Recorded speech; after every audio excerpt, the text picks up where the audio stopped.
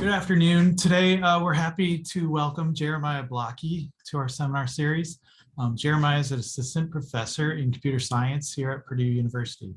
His research interests are in cryptography, data privacy, and security. Prior to joining Purdue, Jeremiah completed his PhD at Carnegie Mellon. He also spent a year at Microsoft Research Lab, New England, as a postdoc. Jeremiah, thank you so much for joining us today. Go ahead, take it away. All right, thanks. So I'm excited to talk to you today about a counterintuitive defense against password cracking, which we call password strength signaling. So this is joint work with my PhD students, Wenji Bai and Ben Harsha. Ben Harsha has actually just defended this past summer, and he'll be joining Amazon's security team. All right, so as motivation, let's just review how passwords are stored on traditionally. So here's Alice registering for an account at PlayStation.com. So she sends over her favorite password, 123456. PlayStation, the authentication server, will pick a random value called the salt, and then they will append the salt value to Alice's password, hash it, and store the resulting hash value on their server. And there will later, if Alice tries to authenticate, they'll recompute this hash value and check to see if it matches the file on their server. Now, what can unfortunately happen is hackers may be able to break into PlayStation server and steal the password hash file. This might be because PlayStation didn't download the latest security patch. Maybe they didn't protect against SQL injection attacks, whatever it is. Once an attacker breaks into their server, they have these hash values. And at this point, the attacker can mount a fully automated brute force attack to try to recover Alice's password. The attacker can simply loop through a dictionary of likely password guesses, recompute the hash of each password in the dictionary, and compare it with a hash on file. And as soon as they find a match, the attacker has cracked Alice's password. So offline attacks are unfortunately a common problem. Password breaches at major companies have actually affected billions of user accounts. So shown on this slide is actually a very incomplete wall of shame. These are a number of organizations that have had large-scale password breaches. Okay, offline attacks are also a very dangerous problem. We've got machines here like the Antminer S9, which are capable of evaluating the SHA-2 hash function 14 trillion times per second. This machine is not super expensive. You can buy it for around $1,000 to $2,000 online. And to make matters worse, people are still picking predictable passwords. So shown here is a word cloud of some of the most popular passwords that people pick. So this leads to a natural question. Can we deter the password attacker? Can we do something to ensure that the password offline attacker cracks as few passwords as possible? So in previous work, we've introduced a decision theoretic model, which allows us to predict how a rational password attacker would behave. So in particular, we're assuming that the attacker knows the distribution over user chosen passwords, but he doesn't know which particular password a user picked. So this attacker is going to select a strategy, and the strategy is basically going to be guess the top B passwords and then give up, where B is a parameter that the attacker can pick to maximize his expected profit. So the attacker's expected profit is going to be given by the expected reward for the attacker minus the attacker's expected guessing costs. So here, the reward depends on the value of a cracked password, which will denote V, the number of guesses that the attacker attempts, and the user password distribution. So once we know the user password distribution, we can go ahead and compute the probability that the attacker actually cracks the password. This is just the sum of the probability of the top B passwords in the distribution. Multiply that with the value of the correct password, and we get the attacker's expected reward. Now, there's another component in this decision theoretic model, which is the attacker's expected guessing costs.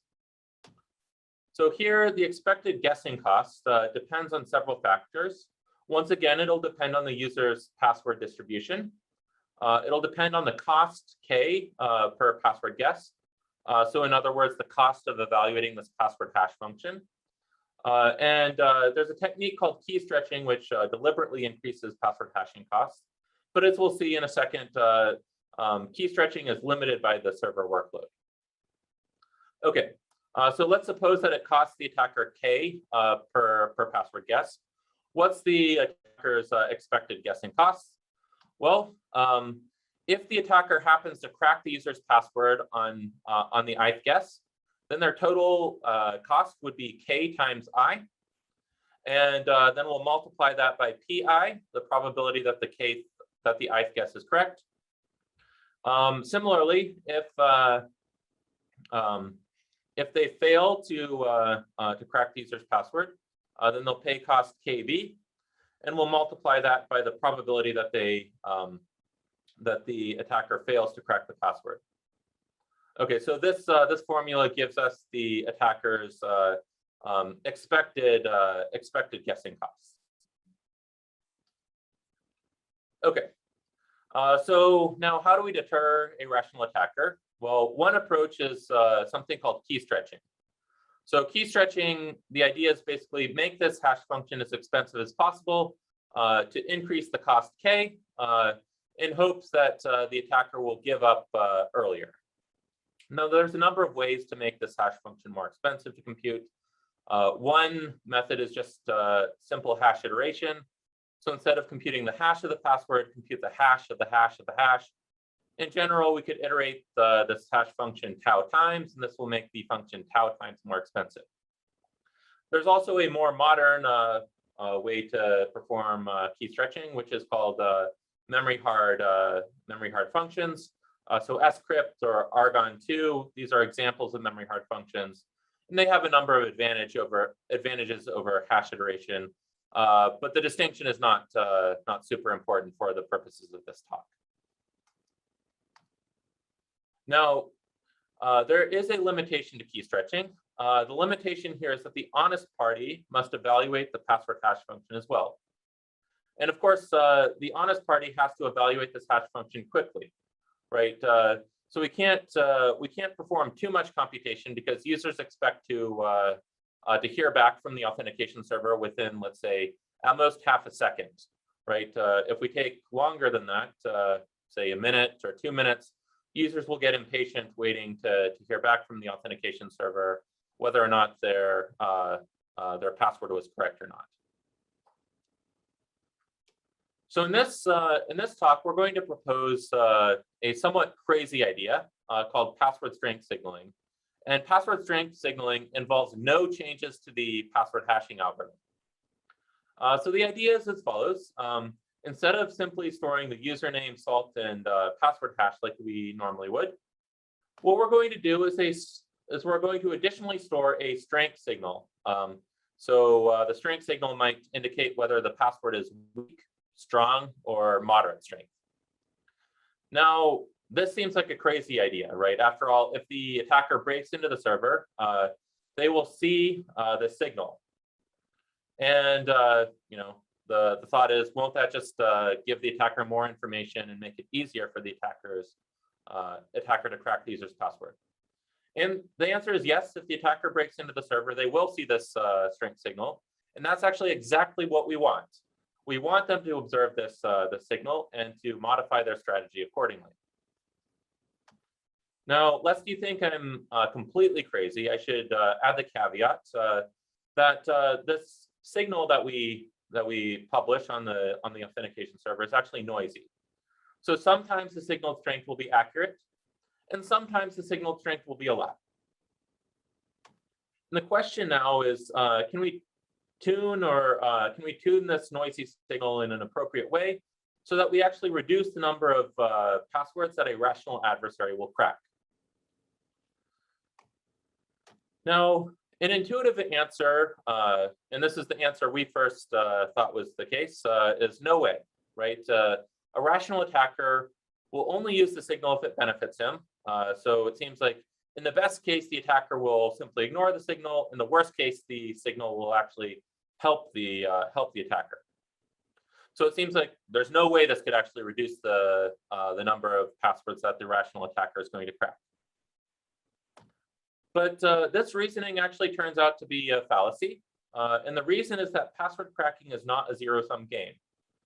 So recall that the attacker's profit isn't just his expected reward. It's the expected reward minus the expected guessing cost.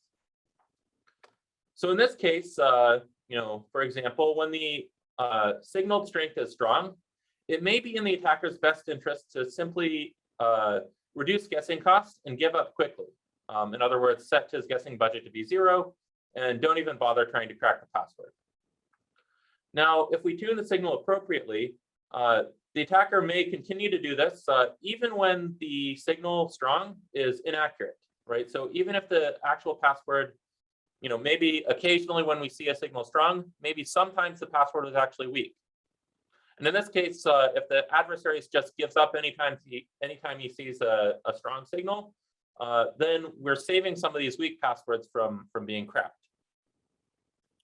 Okay, so at least in theory, there may be a hope that that this could work. Let's see actually a concrete example now.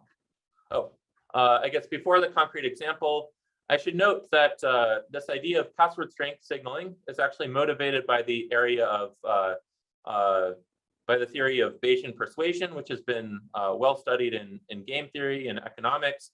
But it's somewhat surprising here that it would actually work in the context of password hashing. So let's look at a motivating example here. Let's suppose that the user password distribution is as follows. So let's suppose that the most popular password is chosen with probability 1/2. The second most popular password is chosen with probability 1/4, and so on and so forth. In general, the ith most popular password in the distribution is chosen with probability 2 to the minus I. Okay, so this is the distribution over user passwords. The user will sample their password from this distribution. And of course, the attacker doesn't know which password was sampled, but they know the distribution. So let's suppose that the hashing cost for each password guess is K. So every time the attacker wants to verify or check a password, it's going to cost him K. And let's suppose the value of a cracked password is V. And here, let's assume that V is just slightly larger than 2 times K. So it's almost 2 times K, but it's slightly larger. All right, so let's first imagine, or let's first consider what the attacker would do if we don't use password strength signaling. So in this case, I claim that the rational attacker's utility optimizing strategy is to set B star equal to infinity. In other words, the attacker is just going to continue guessing and guessing and guessing until the password's cracked. Let's see why that's the case. Well, let's suppose that the attacker has made B guesses so far, and the attacker is trying to decide whether or not to make an additional guess. So notice, first of all, that the conditional probability that the next guess is correct is the probability that the actual password is password B plus 1, conditioned on the events that the password wasn't, password 1 through password B. Now, what is this conditional probability? Well, we can just use the law of conditional probability and compute it directly. So it's 2 to the minus B plus 1 divided by 1 minus the probability of all these events. And if we evaluate this, this gives us actually 1/2 as our answer. So the conditional probability that the next guess is correct is always 1/2. And this means that the expected reward for the next guess is V times 1/2, or just V over 2. Now notice that we picked the parameter V so that V over 2 is strictly larger than K, which means that the expected reward is always larger than the guessing cost for checking the next password. So in other words, the attacker is never going to reach a situation where the attacker wants to give up. He's always going to want to continue checking one more password until he actually has cracked the password. So in this case, a rational attacker will crack 100% of passwords from this distribution. And the question is, can we prevent the attacker from cracking passwords with probability 100%? Okay, well, in this case, and obviously we admit that this is a contrived user password distribution for the sake of example. But in this case, the example is yes. So let's consider the following signaling scheme. So let's imagine that the user picks a password PW. Now, if PW is equal to password 1, the weakest password in the distribution, then we're going to flip a coin. And if the coin comes up heads, we'll set our signal to be equal to 0. Otherwise, we'll set the signal to be equal to 1. Intuitively, you can think signal 0 indicates that the password is the weakest password. Signal 1 indicates that the password is strong, or at least not the weakest password. Now, if the user's password was not password 1, if it was not the weakest password, then we're just going to set signal equal to 1, always. Okay, so now what the attacker observes is he observes the signal, and now the attacker can perform a Bayesian update. So if the attacker sees the signal 0, well, the only way to ever observe a signal 0 is if the password is password 1. So in this case, the conditional probability of the user's password being password 1 given signal equals to 0 is just 1, right? We just know the user's password in this case. Okay, now that sounds menacing. But let's suppose, on the other hand, that the signal was 1. Well, in this case, we obtain a new conditional probability distribution after the attacker performs a Bayesian update. So in this case, the conditional probability that the user's password is password 1, given that we observe signal 1, is just 1/3. And in general, the conditional probability that the user's password was actually password I, given that we observe signal 1, is as follows. It's 4/3 times 2 to the minus I. Okay. So now the attacker performs this Bayesian update, and we want to know how a rational attacker would respond to these updated posterior probabilities. Okay. Well, certainly if the attacker sees the signal 0, he's going to crack the password. But when the attacker sees the signal 1, then we observe this conditional probability distribution. And I claim that the rational attacker's utility optimizing strategy is actually to set B star equal to 0. In other words, give up immediately, don't try to crack the password. Now, I'm not going to prove this, but you can plug into the formulas we showed you in previous slides, and you can verify that, yes, this actually is the attacker's utility optimizing strategy. The consequence then is that the rational attacker is going to crack the user's password if and only if the signal is 0. So in other words, the rational attacker will fail to crack the user's password with probability sig equals 1, right? So probability of observing signal equals 1. That's the probability that the attacker is going to fail to crack the user's password. Now, what is the probability of observing signal 1? Well, it's the probability that the user picks a password other than password 1 times the probability of observing signal 1, given that we don't pick the weakest password.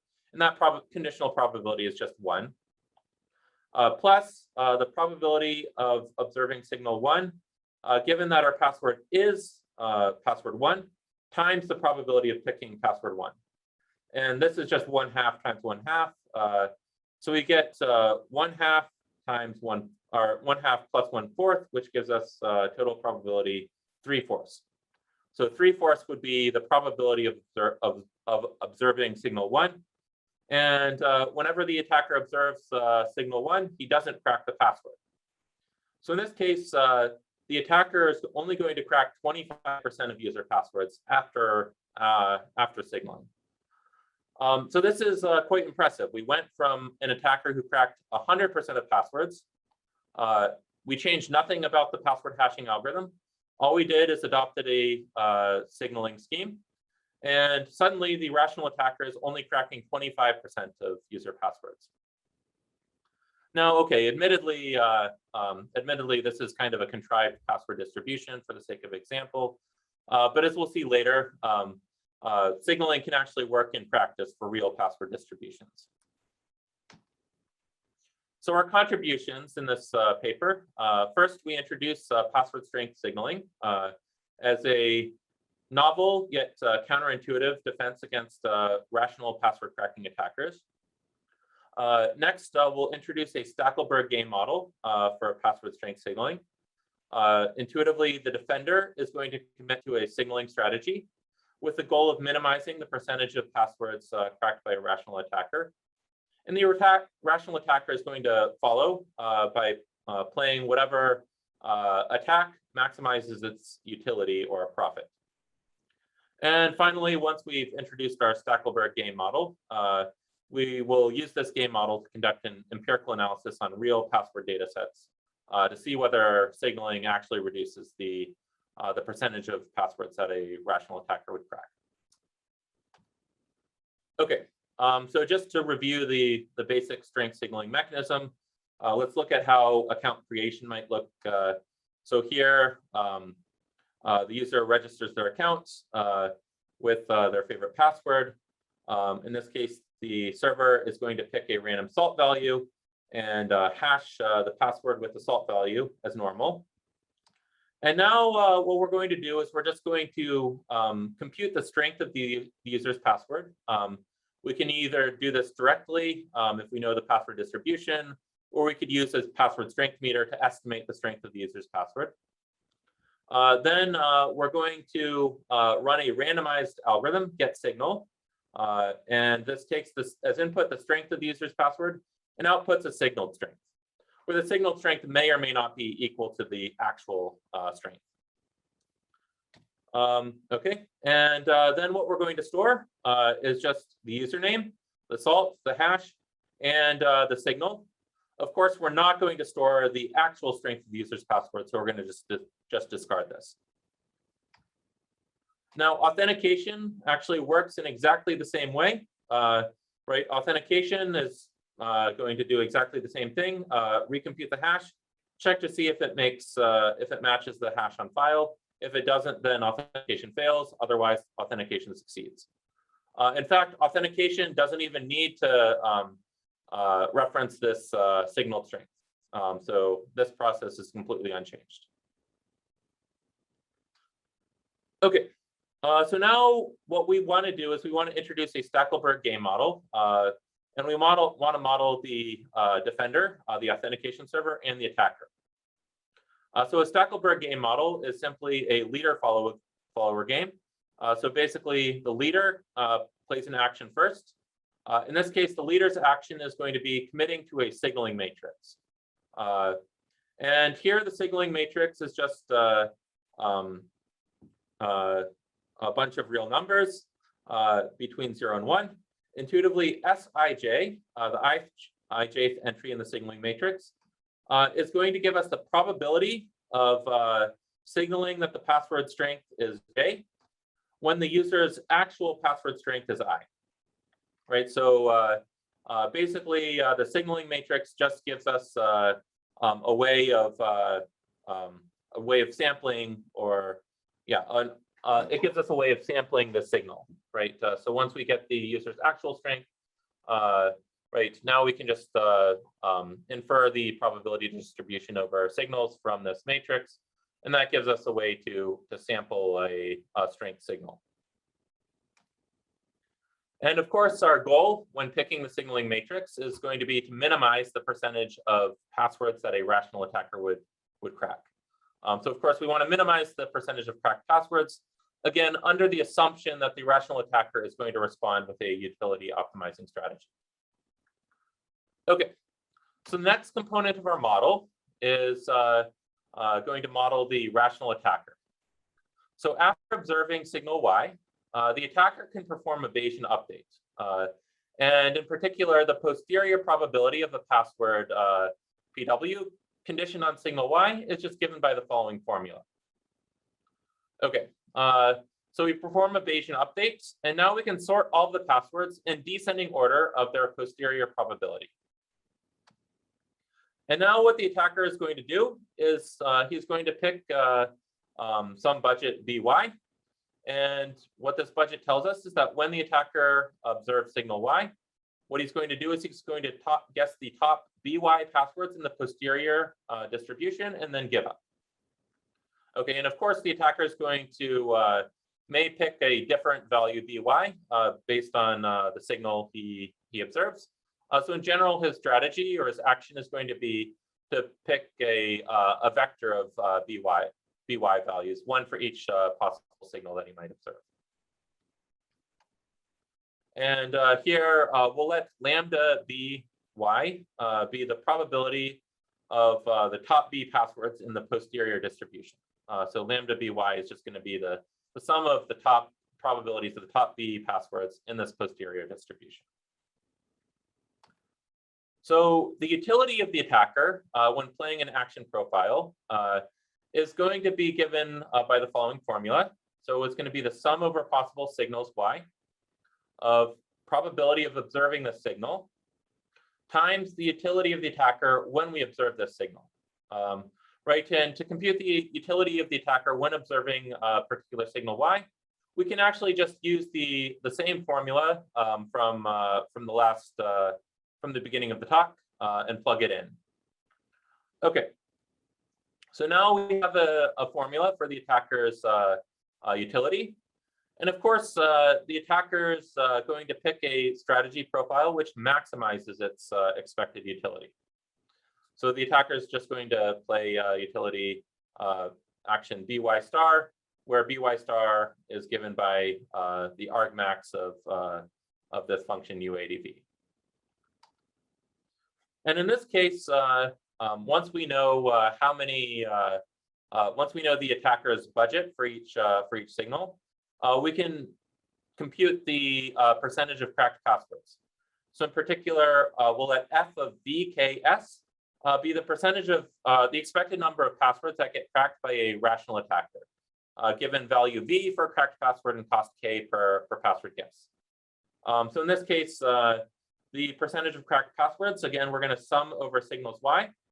We're going to look at the probability that the signal for a random user's password is equal to Y, and then multiply it by lambda by star. This is the attacker's budget when the signal is Y. This, yeah, by star is the attacker's budget. Lambda by star comma Y just gives us the probability that a password is actually in the top by star passwords in the posterior distribution. So this formula gives us the expected number of cracked passwords. And now we can go back and look at the defender. The defender's goal is to minimize the percentage of cracked passwords. So in other words, find a signaling matrix S star, which minimizes this quantity. Okay, so this is the defender's optimization problem. This is a typical type of optimization problem that one would encounter in Stackelberg game theory. So in this case, what we're going to do is we're going to use a heuristic black box optimization tool to solve our optimization problem. It may not actually give us the optimal S star, but it'll come close, and in practice it works quite well. So we're going to use an evolutionary algorithm called BiteOpt in our empirical experiments to actually solve this optimization problem. Okay, so now we've introduced password string signaling. We've introduced our Stackelberg game model. Now we can actually apply our model to analyze the performance of password string signaling on real-world password distributions. So we're going to use nine leaked data sets from a variety of companies like RockU, LinkedIn, Webhost, etc. The defender's going to take as input a value and cost parameter, use BiteOpt to find the optimal signaling strategy. And then we're just going to compute how many passwords the rational attacker would crack. To use this, to repeat this process, we need to work with a password distribution. One way to define a password distribution given a breach data set is just to use the empirical distribution. So in other words, we can set the password of probability of password I to be Fi, the frequency of password I in the data set, divided by n, the number of passwords in the data set. And this approach works pretty well, except when the frequencies start to get small in the tail of the distribution, the empirical distribution may not actually match the real distribution. So we'll use a statistical tool called good Turing frequency estimation to actually bound the uncertainty and highlight when the empirical distribution might diverge from the real one. We'll also derive another distribution from sophisticated state-of-the-art password cracking models. So we'll just basically run these state-of-the-art password cracking models on the passwords in a data set, and that'll give us a distribution which is just fit to the cracking curve. So we can derive distributions in both of these ways. Okay, so let's first look at the empirical password distribution using the Neopets data set. So here, again, we have the empirical password distribution. And we can see that when V over K, in this case, I guess it's about 4 times 10 to the 6th. So in other words, the value of a cracked password is about 4 million times the cost of a password guess. In this case, we can see about an 8% improvement. So in other words, by signaling, we reduce the percentage of passwords by about 8%. Here, we've highlighted uncertain regions. This is just the region of the cracking curve where the empirical distribution may diverge from the real password distribution. But you'll notice here that our 8% improvement lies outside the uncertain region. So in this case, we actually are getting the improvement. It's not because our model distribution is inaccurate. We can also evaluate the robustness of information signaling or password strength signaling. So here we can look at what if we pick the signaling matrix by optimizing, assuming that V is equal to 10 million, or sorry, 1 million times K. And in this case, if our estimate for the attacker's value is reasonably close, we improve on the status quo, no signaling.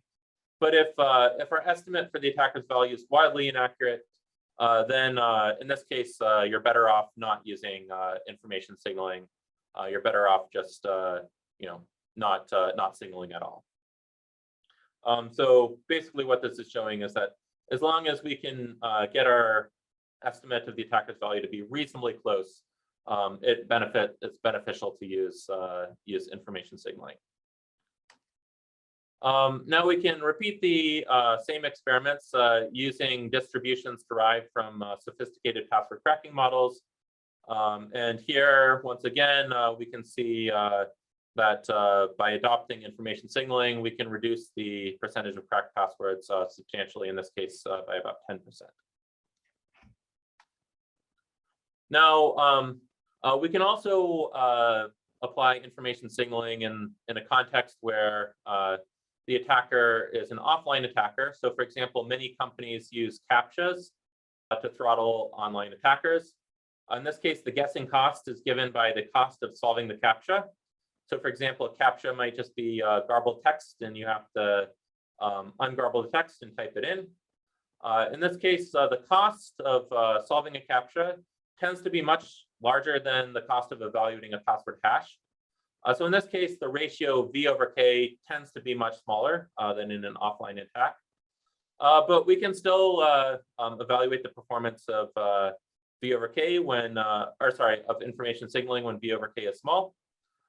In this case, we still see substantial improvement. We see a reduction of about 3.4% in the fraction of cracked passwords. So it still works even in this context. Okay. Now, those are the positives. I wanted to, before I wrap up, I wanted to raise an important ethical question. Let's say that a user is unlucky if their password was not going to be cracked before signaling, but after signaling, the password is cracked. Similarly, we'll call a user lucky if their password was going to be cracked before we signaled strength, and after we signaled strength, it wasn't cracked. So obviously, because password strength signaling is reducing the number of cracked passwords, we have more lucky users than unlucky users. But one of the things we looked at is this question of, do we actually have any unlucky users? And the answer is yes. There may be unlucky users in the optimal signaling strategy. So sometimes there are unlucky users. And right, this may be an ethical concern, right? Because we do have, while we're on a net, we're reducing the percentage of cracked passwords. There are some users whose passwords are being cracked because of information signaling. There's a couple, couple proposals one could consider.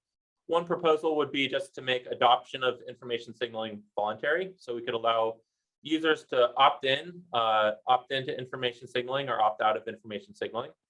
So that would be one potential solution. Of course, if we allowed users to opt in or out after observing their signal, then that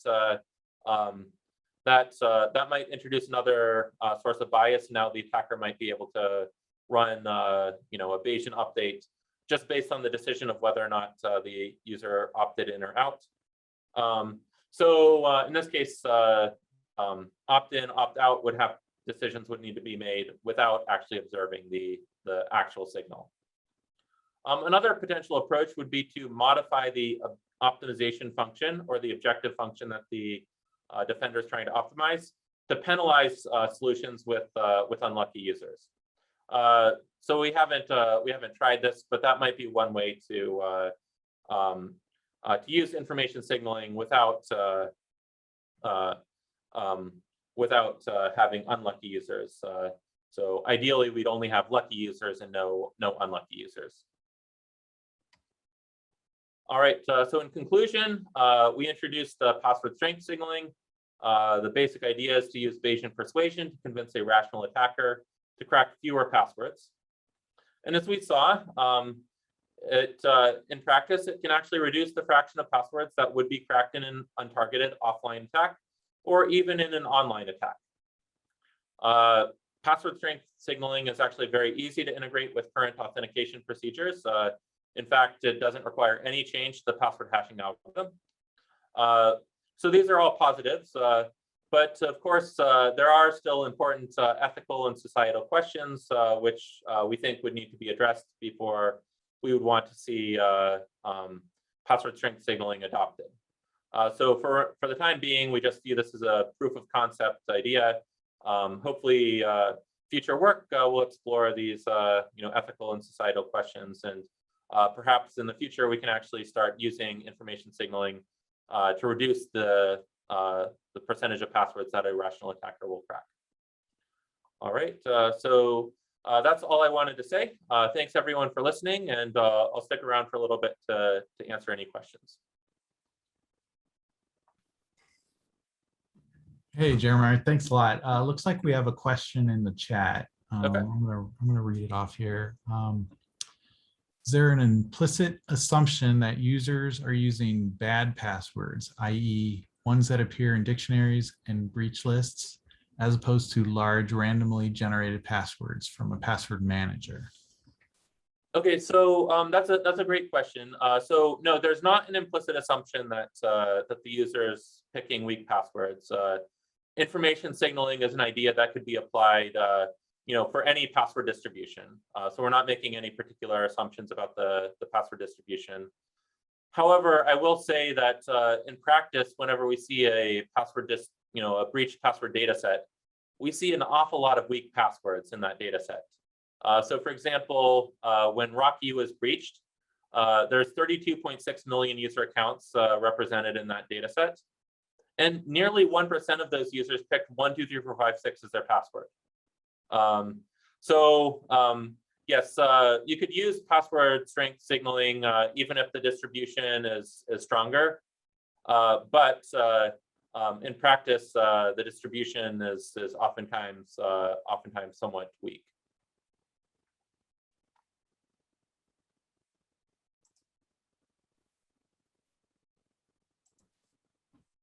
Great.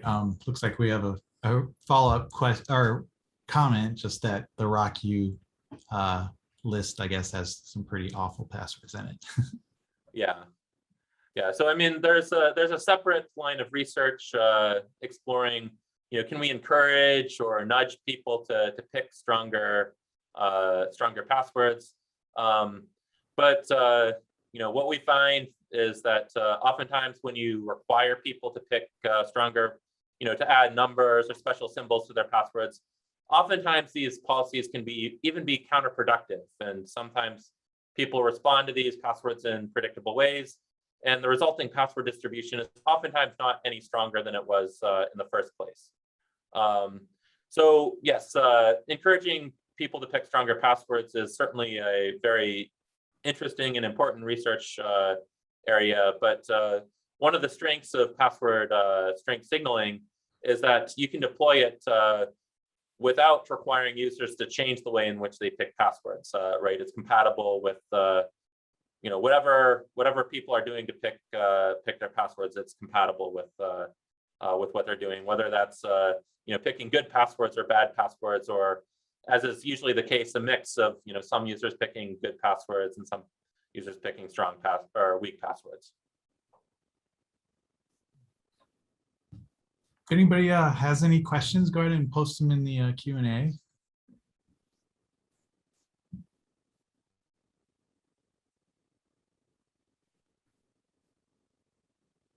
Okay, looks like we got another one here.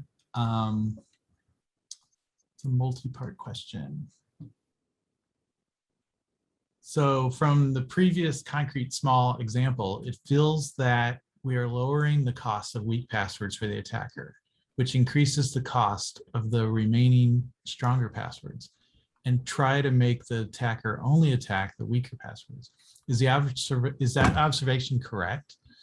If this is the case, do we have the observation that the unlucky users are mostly users with weak passwords?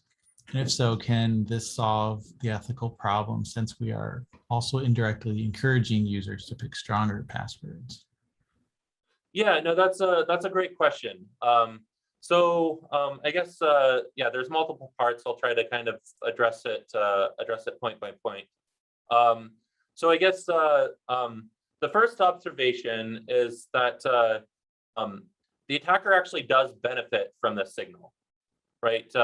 That doesn't mean that the attacker cracks more passwords, but the attacker's profit is actually larger because they observe this signal. Now, in this case, when the attacker observes the signal 0, they crack the password PW1, right? And they only have to check one guess. They just know that password immediately. When the attacker sees signal 1, then they're going to give up. So in this case, the attackers dramatically reduce their guessing costs. Their expected profit is higher, but they're actually cracking fewer passwords than they were before. So actually, in this example, there are no unlucky users, right? Because recall that before we started signaling, the rational attacker was going to crack 100% of passwords, right? So an unlucky user is a user whose password was not cracked before signaling, whose password is cracked after signaling, right? So in this case, there are no unlucky users because everyone's password was cracked before the password was signaled. No one's password is cracked after the password is signaled. Okay, I guess the question is it the case that unlucky users are mostly users with weak passwords? Actually, that's not necessarily the case. Actually, users with weak passwords will oftentimes sometimes get lucky, right? Because if their password is weak, almost certainly the attacker was going to crack that password before we did any signaling, right? Now, after signaling, there might be they might get lucky and get a signal that the password is strong, even though the password's actually weak. And in this case, they might get lucky and the attacker overlooks their password. So yes, it's possible that unlucky users, their passwords may be weak, but most likely, if you're unlucky, that means your password was moderate to strong, right? And right, it may just be that after evasion update, that the attacker is going to crack your password. And so to be unlucky, your password at least has to be strong enough to resist the password cracker before we did any signaling. Okay, and then there's the question about can we solve the ethical problem since we're indirectly encouraging users to pick stronger passwords? I mean, that would be one potential solution is just to design the signaling method in which weak passwords are always going to get advantageous signals with lower probability than stronger passwords. That may be one way to address it. Certainly in this example, that is the case, right? If your password's not the weakest password, you're always going to get the signal 1. If your password is the weakest password, then sometimes you're going to get signal 1, sometimes you're going to get signal 0. So yeah, that would be one way to try to solve it. Another way would, jumping ahead.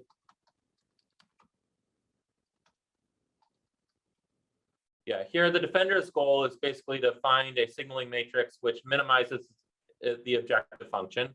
Here, the objective function is simply the percentage of passwords that a rational attacker would crack. But I could modify this objective function to inherently penalize solutions in which there are a large number of unlucky users, right? So I could say, not only do I want to minimize the percentage of passwords that are cracked, but there's going to also be some penalty that I pay if there's unlucky users. And that would, when we're solving the optimization problem, that would steer us towards signaling matrices which have 0 or few unlucky users. Okay. Yeah. All right. Any other questions?